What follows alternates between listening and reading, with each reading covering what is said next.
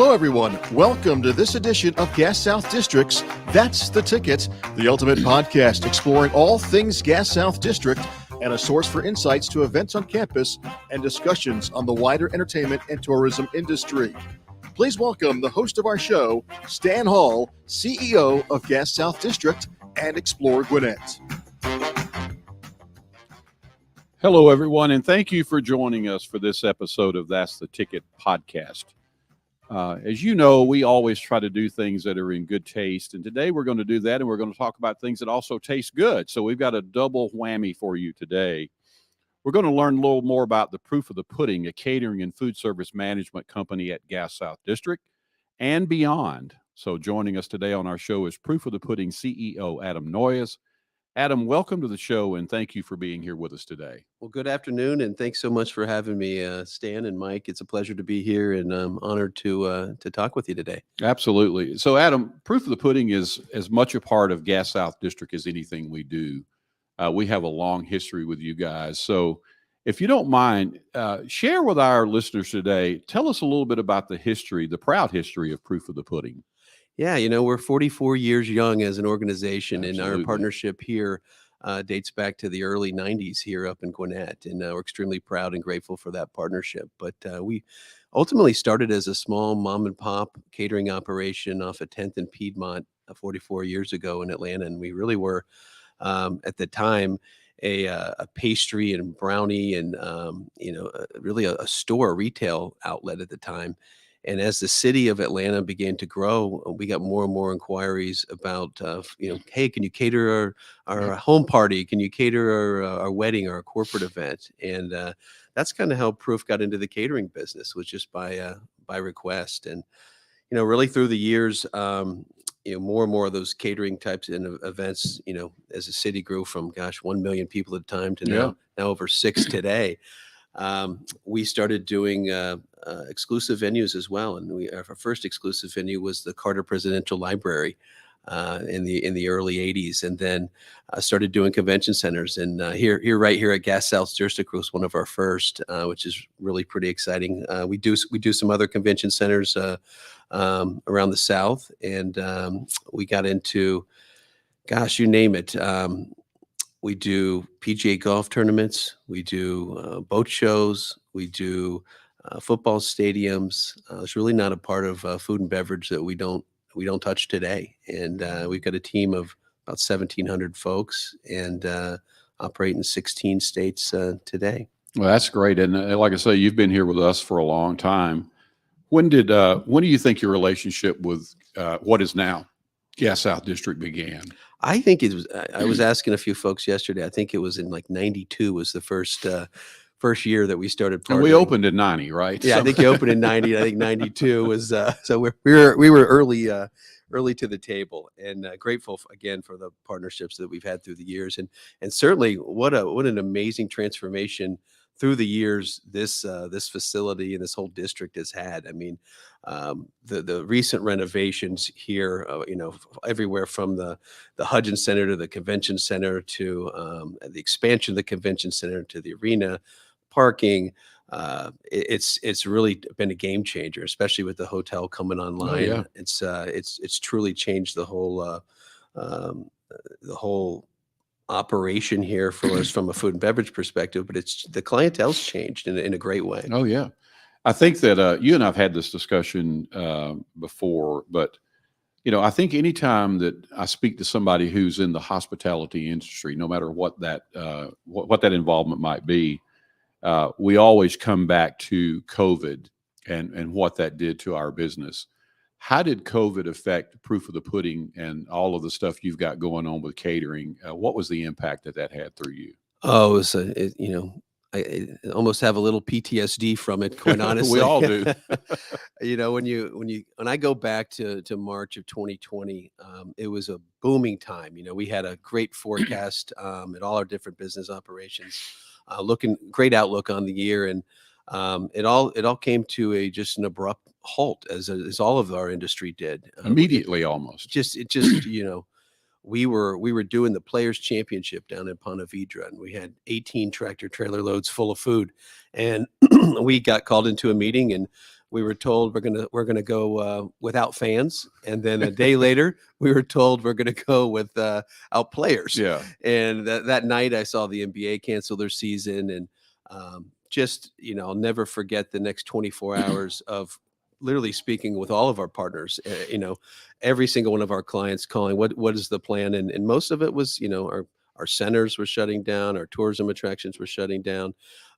It was a very, very eye-opening and tough time for our industry, not just for food service, but for the venues, for our customers, for everybody that we're going through unprecedented times. But I'm really proud of our COVID story, and I didn't know it at the time. Yeah. I was a leader that probably had sometimes pretended to know that I had it all under control when I didn't necessarily know that I did. That's all of us, Adam. Yeah, we all had to do that. But we were very blessed. We looked at all kinds of different opportunities that we never really had thought of before. Even here in Gwinnett, we partnered with Cisco. We did a thing called Pop-Up Shop Up, where we literally this was the times where people couldn't get paper towels and meat and soap in the grocery store. So we literally would bring our Cisco truck to a convention center like here in the Gas South District and open it up to our clientele, and we'd have people coming through, and we'd put food in their trunks, and just to keep people working. These were not huge revenue streams, but they're ways to keep our folks working and try to generate some revenue in a time where there really was little. But our turning point, we did a bunch of meals for the Atlanta Community Food Bank and all the communities around town. But the big game-changing moment for us in COVID was we got a call to go when Grady was overflowing to the Georgia World Congress Center. We got a call to go do the food service at the Georgia World Congress Center, and a company called PAE was a government contractor, and it was 24/7 feeding the doctors, nurses, and patients 4 meals a day, and it was consistent. And we were there for a month or so, and we got another phone call from that same government contractor that said, "Hey, can you guys be in Chinle, Arizona in 24 hours?" And I'll never forget looking at Ben, my business partner. We're both like, "Where's Chinle, Arizona?" I have no idea where Chinle, Arizona is. And we look at the map, and there's a giant Navajo nation that was carved out of New Mexico area. And we went out there, and they said, "Can you guys stand up 7 COVID hospitals in partnership with this government contractor in the next 2 weeks?" And they would take over a limited service 300-room hotel. They turned it into a hospital. We'd bolt on a kitchen onto the back of it, and we'd do the food service. And we were ultimately running those 7, 8, 9 at some time hospitals for about 9 months. And it changed. It changed our ability to navigate COVID in a good way. We were able to give back and help the cause at the time, but most importantly, we're able to keep our employees working. Absolutely. It wasn't the work that everybody set out to do at the beginning of the year, but it was the work that we found. And I don't take any credit for that. I give all the credit for our team members that were kind of running into the fire. This was before a vaccine or anything like that, and they went and did the work, and I'm proud for them for that time frame for sure. Yeah, I remember to your point when you started your explanation about COVID, you were just coming off of a great year, and I've told this story to so many people. But in March of 2020, I had a full staff meeting, and I brought everybody together, and I said, "Guys, 2020 is going to be the best net year we've ever had in our history." That's a pretty bold statement, to make it any time. About 3 or 4 weeks later, I brought that same staff back together. I said, "I don't think we're going to be able to keep our doors open." It went from A to that just at the snap of a finger. So I totally can relate to where not only you and me, but anybody in this industry, large assembly business, food business, hospitality affiliated, whatever it was a very, very trying time for our industry for sure. It really was. It really was. In hindsight, I think it made us all stronger. We learned so much from it, but going through it was very trying. Yeah, absolutely. Adam, I want to mention something that, and I don't want to talk about this just because you're here, but I do want to take advantage of the fact that you're here to talk about it. When you think about partnerships, And as you said, our partnership is a long, long, long partnership dating back to really our beginning as a business organization. And that's very rare, number one, to have a partnership that lasts that long. But the reason that it has lasted as that long is I do think we share such a unique comparison when it comes to our culture and what we think is important. And the listeners today, they don't know this, but I do. You've always been a person, not only as an individual, but as a business owner, as a CEO, who really understood the importance of giving back to the community. And you shared a little bit in your COVID story, but your story is a little bit deeper than that. Talk about how you feel about the importance of, as a business owner, the really giving back, which is something at Gas South District we absolutely adhere to. So talk about that a little bit. Yeah, thanks, Dan. It's at the core of everything we do in hospitality. I think Absolutely. not just with our company, but here at Gas South, you guys are great partners in that. You know, our history goes back a long time to the beginning of the Atlanta Community Food Bank. At the time it was called Atlanta's Table, Mm-hmm. and there was a challenge, obviously, in the homeless community and fighting hunger in the city, where we had a lot of these large assembly. It could be convention centers, could be venues, whatever they'd have, whatever they might be. They have a lot of food left over at the end of the event, and how can we repurpose that? And there were some laws that needed to be changed Right. back then to make sure that food service company couldn't get sued. It became the Good Samaritan law. Right. And that legislation really was championed by Bill Bowling, who was the founder of the food bank. And so Proof has been a part of that from day one. My father was a part of it, one of the founding members, and then I've been on the governing board of the food bank since I can remember. And it's something that is very, very important to us. In addition to that, we give back in a myriad of ways. Being in the gathering business, we have great opportunity for all the fundraising galas that come through our spaces to give back. And it can be through in-kind donations that go to, to benefit silent auctions and those types of things. I know we've done a lot here, through the golf tournament for CHOA and some of the great Children's Healthcare of Atlanta and some of the great, charities and non-for-profit organizations. The other way that we give back is through our staffing model. We believe in the NFP, or the non-for-profit staffing model, as it relates to concession operations. And so we'll partner. I think we've got maybe 40 different non-for-profits in the local community here that will come and actually work at our events. It could be a mother or father that are representing their child's high school band or soccer team, or any non-for-profit, and they're going to come and they're going to work an event. And the quality of employee that you're getting you might have an accountant and a school teacher in your concession stand, and they're raising money to give back to whatever charity they're there to operate for, and that equates to millions of dollars over the time that you think back to the 90s and using the NFP model till now. Now it's been millions of dollars that we've been able to pump into the community just through that strategy alone. Well, I'll tell you, and I'm sure that you hear it on your own, but that reputation that you have, that Proof has, as far as giving back to the community, it's well known and well appreciated. And I do applaud you guys for, sometimes we get so focused on what we have to do every day that we sort of let our blinders get on, but you've been very good at opening those blinders up and seeing those people in need and helping them. So kudos to you and your company for that, for sure. So thanks for saying that. It's important. I always say we're in the people business. You got to have great food, and you got to have great service, and you got to welcome people to your venue with open arms, but none of that happens without great human beings. So I'll also make another admission to you that I take full credit for so many things that I have nothing to do with. And that's fairly common for me. One of those, for instances, might be, we're very much, as you are, interested in what people think about the service that they were offered when they come to any of the facilities on our campus is really important to us, obviously. We always get high marks on our food and beverage here. And an example of a comment might be, congratulations on your department who is responsible for food and beverage. And I will tell you, I haven't always said, well, that was proof of the pudding. I just always say, well, thank you for that. One team, one dream, right?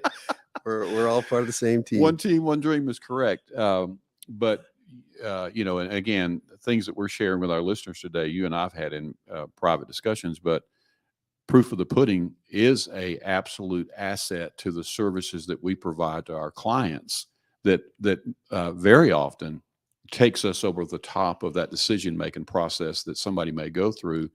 If they want to come here, they love our facilities, they love the amenities, but food and beverage is such an important part of it. If we didn't have that quality of food and beverage that we could provide for them, we would lose some of those events. So again, that relationship we have is so important. So I thank you again for that. And just to let you know, I do take some of your credit, and I apologize in advance for that. Also, on that same note, some people think that proof of the pudding really only works at Gas South District, and you've already elaborated on some of the many other things that you do. But one of the things that we're proud of at Gas South District is a lot of that preparation, food preparation that is being served in other particular venues is still being created right here in the kitchens at Gas South District. Talk a little bit about how that whole thing works as far as the food preparation, the distribution. That's a big ordeal, but it all starts right here at Gas South District. Yeah, absolutely. Just for starters, part of the renovations that have been done here that really truly set this convention center apart, not just regionally and here in the state of Georgia, but nationally. This is now one of the most beautiful convention centers, arguably the most beautiful convention center. Well, you convinced me, but go ahead. In the country. And if you haven't been here to see it firsthand, you need to come. But some of what you don't see when you come here is the kitchen facilities. Part of that renovation was a total redo of the kitchen facilities that we have here at Gas South, and included all new kitchen equipment, everything from flooring, walls, walk-in coolers. We were able to build a brand new pastry kitchen that we're really proud of, where we make all of our pastries from scratch. And also we've got an amazing food hall here at Gas South that, if you haven't experienced, needs to be on the bucket list to experience. So to further answer the question, though, about how do we use this facility to cater in the broader community, we use it in a lot of different ways, and it is a direct benefit back in terms of our partnership from a revenue stream right here to the center. But University of Georgia is a great example. We do the premium seating at University of Georgia and have been proud to serve there for over a decade. And a lot of that food gets prepped here. It gets fired up at UGA, so of course it's hot and the quality's there. But a lot of it is prepped here at our Gas South kitchen, and we're a short drive up there. We take it up, put it in the walk-ins, and then we facilitate everything on game day. But those fresh pastries that you see and the great handmade desserts that you see all the way in Athens on game day are actually made right here at Gas South. Just this morning, I was talking with our team. We're doing a wedding at Yona Mountain Vineyards that's coming out of here today. If you haven't been to Yona Mountain, you should definitely check it out. Great vineyard venue. But we're doing a wedding there tonight that will come out of this facility. The Buford Community Center, we do a lot to partner there, and all the food service that we do there comes out of this facility. The Mitsubishi Electric Classic Championship is again, all that food is prepped here. We fire it on course over at TPC Sugarloaf, but all that food service and the team that manages all that food service all comes right out of Gas South. So the team's responsible for. So I want to talk to you. You mentioned in your early comments today a little bit about golf. I think most people who might hear this know that the Mitsubishi Electric Classic is a part of our inventory that we have here through our Convention Visitor Bureau. It's a big part of everything we do. One of the things that was beneficial for us when we got that contract with the PGA Tour, now probably 11 years ago or whatever when we started, was the F&B that we were able to provide to the PGA Tour in those conversations that convinced them that we could do it. We could put on a large scale golf event. So once you started that, that was sort of new to you in the golf business. But you mentioned it earlier. But talk a little bit about how that introduction to the PGA Tour folks through the Mitsubishi Electric Classic has really sort of projected you throughout the country for other professional golf tournaments. Yeah, in two ways, Gas South is responsible for a lot of our really the whole way we got into golf. And I'll backdate it a little bit even further to the Bell South Classic. Bell South Classic. It started for years when we did the Bell South Classic at two different locations, right? At TPC Sugarloaf and at one point it was at ACC. It right? was. And so that was our first intro into golf. And then of course when AT&T and Bell South kind of stopped doing that tournament went away, and there was a little bit of a void for a while until the Mitsubishi came back. And that was our first time back into the golf business. And our team really enjoyed that side of the business, and we had an ability to start a relationship with the PGA Tour. And we actually brought I remember bringing one of the main contacts here to a concert. And Stan, you were nice enough to talk with him that night, and I can't remember what concert it was. It was a good one though. They're all good. And we had that introduction. They got a feel for not only the business that we could do on the golf side, but other business that we're doing in arenas and so forth. So they trusted us with their first tournament, and that was the PGA Tour's Championship Management Group, which let us try the Dell Match Play in Austin. And we did a great job with that. And coincidentally, a year later, we had all of their contracts. So we're operating the Tour Championship here in our backyard in Atlanta now for the tour, and the FedEx St. Jude, talking about great charities in Memphis, and the President's Cup now, which will be in Montreal in 2024, just to name a few. And then as a result of that, we've had other golf tournaments independent, like the Amex in Palm Springs and the Byron Nelson, that have reached out to us that we've been able to partner with. But it all started right here. Absolutely. And and I think you sort of glossed over some of the things that you guys do out and about throughout the country. You said we do some football stadiums, but you mentioned the University of Georgia. But what are the other campuses you do as far as food and beverage? Yeah, we started with the University of Georgia. Was our first. That was a good place to start. Great place to start. Go Dogs. After that, I think our second school was a smaller school in Anniston, Alabama, JSU. Was another contract, and then we started working with Auburn University. We do Georgia Tech. We do Duke University. We do Wake Forest University, and then we do Mississippi State, and we do Alabama. Yeah. So eight schools total.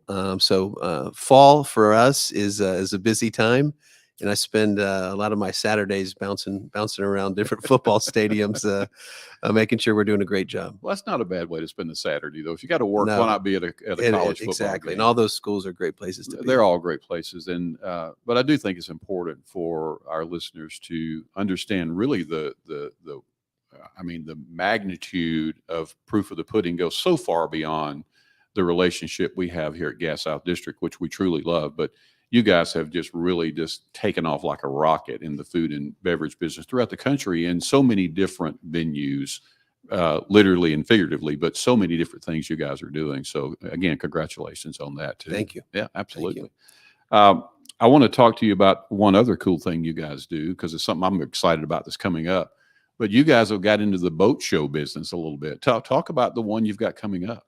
Yeah, so we've got I think we're going on a 7-year partnership with Informa. Informa is one of the largest trade show companies in the world, and they own a boat show portfolio in Florida that does the largest boat show trade shows on water in the world. The second, outside of the United States, the biggest one you've probably heard of is in Monaco. Yeah. So we'll need to do a field trip. Yeah, and we'll do check that one next time. Next time. But the biggest one domestically takes place in Fort Lauderdale, and it's a trade show on the water. So they bring in everything from your 350-foot mega yachts with helicopter pads and crews of 30, 40 people that sail these ships, to your smaller fishing boats. And they build a grid of dock system that they bring in. It takes months to build this, and the ships come in, and it's all timed, and they build a trade show on the water. It's really spectacular to see. And so we're responsible for all the food service. Whether it's on the boats, it's for the folks that are selling the boats. We run a couple of different clubs, the biggest one being the Windward Club Lounge, which is a VIP experience for people attending, to concession sales, to the biggest thing we sell, though, is beverage. I'm sure. There's a lot of beverages consumed, a lot of we have a partnership with Gosling Rum, so a lot of rum on the water is consumed, and it's a great, there's really two different demographics that are there. There's the people that are walking around just to see all the boats and experience the atmosphere in Florida on the water, and then there's the buyer. And the buyers are only about 1% of the group. Yeah. But two very, very important groups that we cater to down there. Well, that's an exciting thing to be a part of. And in that kind of environment, why wouldn't there be a lot of beverages there, right? Absolutely. And it's not just ships. The cool thing that I love walking around and seeing down there is you'll see they'll have tons of exotic cars.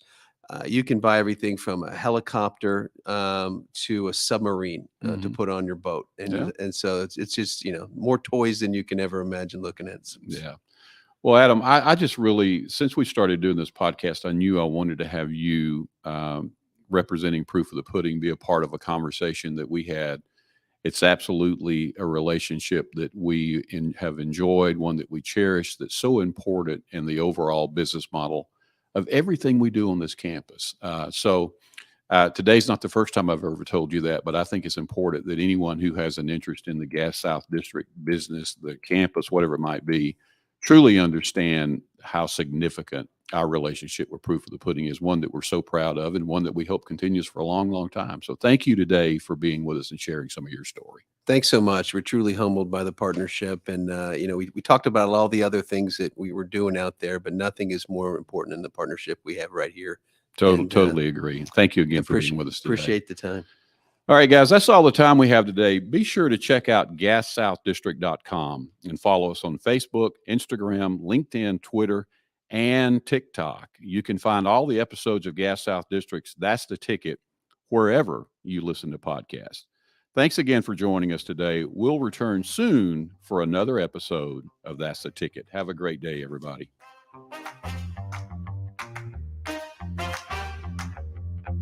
Thanks for joining us today, and we hope you enjoyed the episode. For show notes and further information about Gas South District and upcoming events, please visit our website at GasSouthDistrict.com. That's the ticket.